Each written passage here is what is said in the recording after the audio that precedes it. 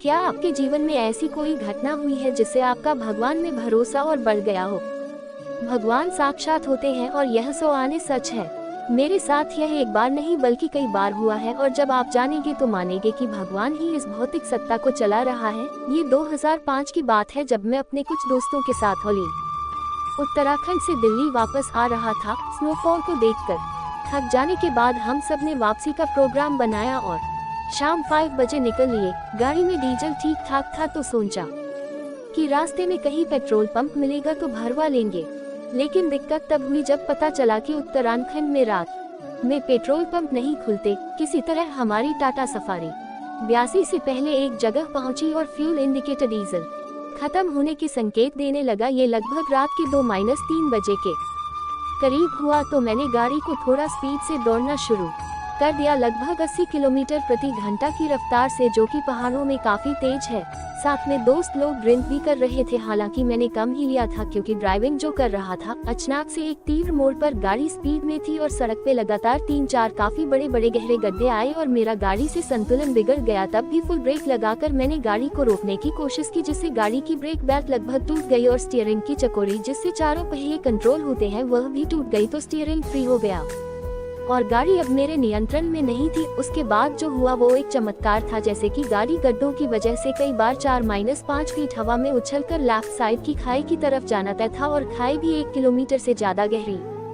नीचे जेपी वालों का हाइड्रो पावर प्लांट का काम चल रहा था। मैं समझ गया कि आज तो जान से गए पक्का, ना केवल मैं बल्कि साथ के 4 दोस्त भी। तो 4-5 बार उछाल मारती हमारी गाड़ी पता नहीं कैसे लेफ्ट साइड में एक कच्चे फुटपाथ पर जाकर प्यारे बच्चे की तरह खड़ी हो गई। सड़क से एकदम 70 की बराबर से 2 ट्रक भी आराम से निकल जाएं और मेरी गाड़ी का फ्री हुआ स्टीयरिंग लट्टू की तरह या कुम्हार के चाक की तरह घूम रहा था। बगल सीट पर बैठे दोस्त को मैंने दिखाया कि ये देख गाड़ी का स्टीयरिंग कैसे घूम रहा है और हमारे कंट्रोल से बाहर है। तब भी गाड़ी कितने प्यार से साइड में आके खड़ी हो गई, जैसे कि किसी ने बड़े ही सलीके से पार्क करी हो। मेरे सारे दोस्त हतप्रभ थे कि ये हम बच कैसे गए। आखिर चकोरी को फिर से जोड़ने के प्रयास में बोनट खोल के देखा तो पाया कि ब्रेक बेल्ट की 3 लेयर्स में से 2 लेयर्स टूट चुकी है और एक अभी सलामत है।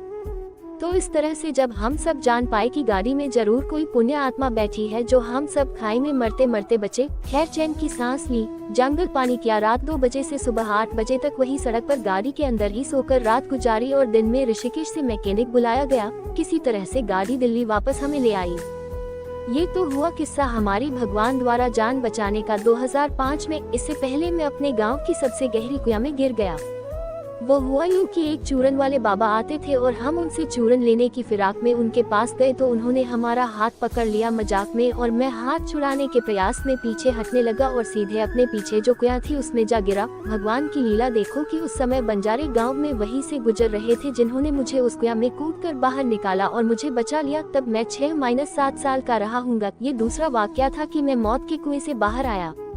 तीसरी बार तब मैं शायद 1-2 साल का रहा हूँगा जब मेरे मम्मी पापा मुझे गंगा स्नान के लिए शुक्रताल लेकर गए थे और मुझे नहलाते हुए मम्मी का हाथ मेरे हाथ से छूट गया और मैं शुक्रताल में डूब गया। तब वहाँ भगवान के दूत कुछ अच्छे तैराक कह लो या गोताखोर थे जिन्होंने मुझे डूबने से बचाया और भगवान के होने को सार्थक सिद्ध किया। इसलिए मेरा उस परमेश्वर पर अटूट विश्वास है और आज तक जो भी मैंने सोचा या चाहा वो सब दिया। दिल्ली की ब्लू लाइन बसों में संघर्ष करते करते मुझे आज एक मर्सिडीज कार तक का मालिक बनाया। और भी बहुत कुछ है कहने को, पर आपके लिए इतना शायद काफी होगा। एक बहुत बड़े प्रकांड ज्योतिष को कुंडली दिखाई तो तपाक से बोल पड़े वो महाशय, मित्र आप जीवित कैसे हो?